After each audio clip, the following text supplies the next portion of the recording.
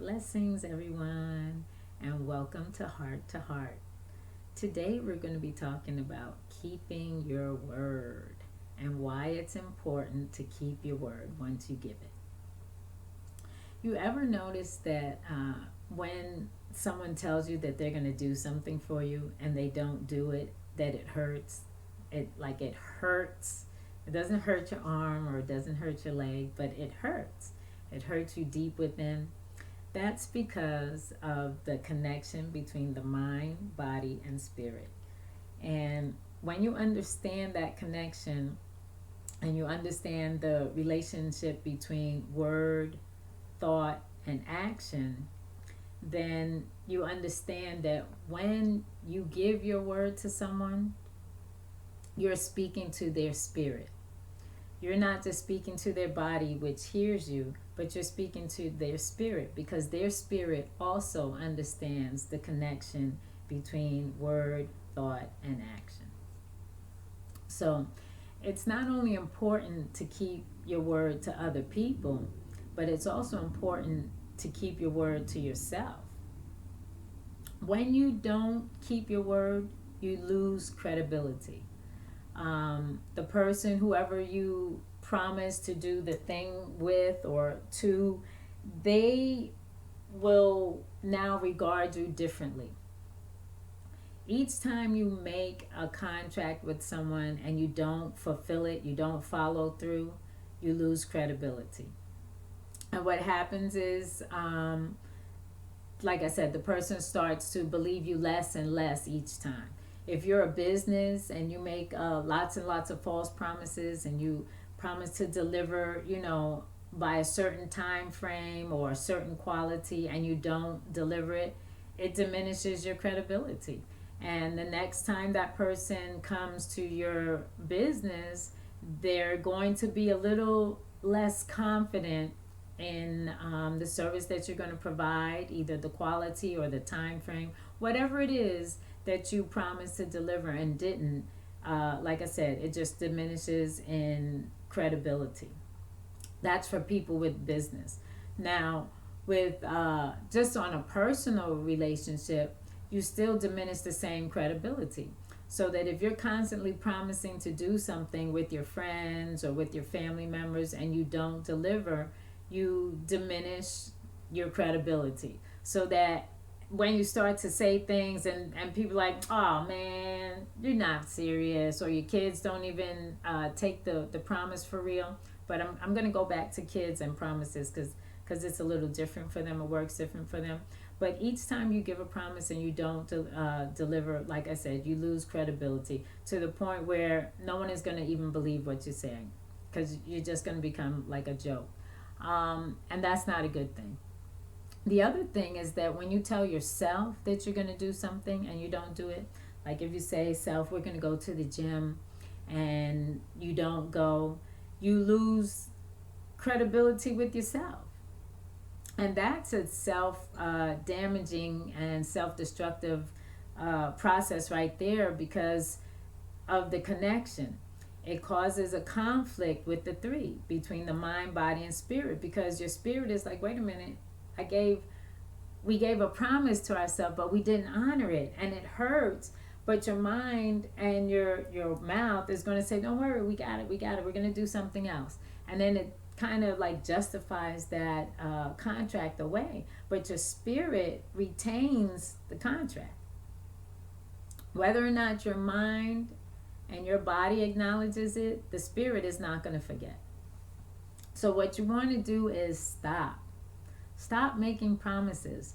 People usually make promises or give their word either to make the other person feel better at the moment or to make themselves look and feel better at the moment. But what happens is that when you don't deliver, you not only make the person feel worse than they initially felt, but you also look worse than what you initially thought you were going to look. So you want to avoid doing that. Have an exercise that you can try to help you avoid getting in those situations. And what you would do is get your note cards. I love note cards.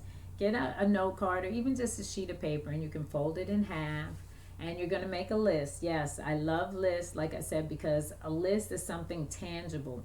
This is for the people who have a hard time working and dealing in their mind. They need to maybe sometimes see it. So a list gives you something tangible that you can see and that you can work on and work through. So what you're going to do is make a list of all your open contracts. And what I mean by open contracts are any promise that you made to anyone, be it friend, be it at work, be it family member, or to yourself, put it on that list. If you say you were going to go to the gym, put it on the list. If you say you wanted to lose 5 pounds, put it on the list. If you said you wanted to change your diet, put it on the list. If you told your son you're going to play that video game with him that you just bought from, put it on the list. If you told your daughter you guys are going to go out and have a girls' day, put it on the list. So that you understand what I'm saying. Put it on the list. Put all your open contracts on the list. No matter how frivolous it seems, no matter whether it was in joke or whether you were serious, put it on the list. Your spirit knows the contracts that you made, and the other person's spirit knows and remembers the contracts that you made as well. So once you get those contracts written down, you're going to look at them, and we're going to divide them up, whether or not you're able to fulfill them based off of circumstances, money, or time. Because lots of times we don't fulfill our contracts because of, we'll give the excuse. There's really no excuse, but the excuse will either be you didn't have enough money, or you didn't have enough time, or the conditions, the circumstances weren't right. So we're going to look at this list, and we're going to divide it up just like that. The things that are restricted based off of money or finances, you can either put a little M there or a $sign. The things that cause you restriction, or the lapse, if it has to do with time, you can put a little T or make a little clock icon right there. And if it's circumstances, you can put a little C for circumstances, just so that you get an idea of what your promises are and what are your main excuses. We're going to call them what they are, excuses for not fulfilling. So once you do that and you look at your list, then you can kind of get an idea of what promises are really feasible and which promises you just made. I don't know why you made them, but you made them, and now you have to honor them. So what you're going to do is go through, and the promises or the contracts that you made that have nothing to do with money or time, the ones that are more circumstantial, try and get them fulfilled. If you promise to play a game with your son or daughter, or do a girls' day, and it doesn't involve money, or you have the money to do it, do it. There's nothing wrong with just doing it. Just do it. Do it and get it over with. And what you'll find out is usually you spend more time trying not to fulfill the contract than fulfilling the actual contract. A game doesn't take that long. Getting your nails done doesn't take that long, an hour at best. And what happens is once you're into it and it's a lot of fun, then you start to see that you want to do more things, and sometimes the time can extend more, so that nails become a lunch date or a movie date, or becomes a weekly event, because your child or the friend or the family member will enjoy it so much that your spirit will be so fulfilled that you'll want to renew the contract, so to speak. So when it's contracts that you have at work, if you said you were going to change the ink in the printer, change the ink in the printer. I mean, how many weeks can you promise to do a 2-minute task? Just do it. And not only does it make the other person retain their credibility in you, but it's fulfilling. It's self-fulfilling. It fulfills your spirit when you fulfill and honor your contracts, because that's spirit stuff. That's spiritual work. So again, contracts with your family and friends, fulfill them. If it's something that has to do with money, and you promised to take someone somewhere and you don't have the money, look for coupons. You'll be surprised. There's lots of freebies out there, talk to someone, or even you can go back and renegotiate the contract. Sometimes honesty is the best remedy. Go to the person and say, look, I know I said that we would go here or there, but at the moment I can't do it. But here's another suggestion. Can we take a walk at the park, or let's do a picnic, or let's do arts and crafts day? There's always a solution if your intention is to fulfill the contract. So there's another way. But if you find that it's a contract that you really can't fulfill, and you really can't find a way to renegotiate, don't ignore it. That is the worst thing that you can do. It makes the other person feel worthless. It affects their self-esteem. And this is more so with children. And what happens to those children is that they grow up to be adults who don't honor their contracts. When you make an agreement, especially to a child, and you're not able to fulfill it, you've got to acknowledge it. Their spirit took it on. Children don't have money. Children don't have commodities and a lot of material things. So that their value and worth system is not based off of physical things. It's not based off of finances. It's based off of spiritual experiences. So that when you speak to their spirit and you say, I'm going to take you to the park, sweetheart, you better take them to the park, okay? If you can't find a park, build a park. You have to honor that agreement. And what it does is it lets them know that they are worthy enough that you kept your word to them. Your word is your most valuable commodity. It's all they have. It's all they know. They are born pure of spirit. They are born without, like I said, without any commodity at all. So that's what they understand. And the funny thing about children and your word is that up until they're about 3, I'll say about 3, definitely about by 3, they don't even know how to lie. That's how pure they are with their word and how it affects their spirit. It's not until that age that they start to see and understand that, words are powerful, but their value is a little weird and a little different. Because when they break an item, we yell at them and we say, how could you break that item? It had so much value. It has so much worth. But when you break your word to them, and they say to you, but you broke your promise. You're like, it's okay. I'll do something else. We can do something else. You don't give it that same value, that same worth. So there's where they learn whether or not words are valuable and worthy right at that moment.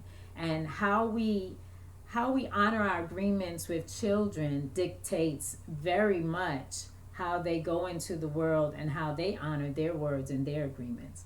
So if you find your child is not able to follow through with any task, or I don't want to say low self-esteem, because that's one of those trendy words, but if you find that your child is having a hard time following through or sticking with anything, check out your relationship with them in terms of your contracts. Do you fulfill your words to them? Do you fulfill your words to other people around you? Because you are their greatest role model. And even with yourself, if you're finding that you're not following through with things, check out your open contracts. Could be that you have so many open contracts that you can't even remember them all to honor them. So there's where your list is going to help you out. Look at your open contracts. Try to close them off, so that your mind can start to focus in on more definitive things, more things that can be done and will give you that fulfillment that you're seeking. When you make those promises, like I said, it's either to make yourself feel better or make the other person feel better. So why not do it? You started it by initiating that contract, so just see it through and make everyone feel better. It's really important that you do that.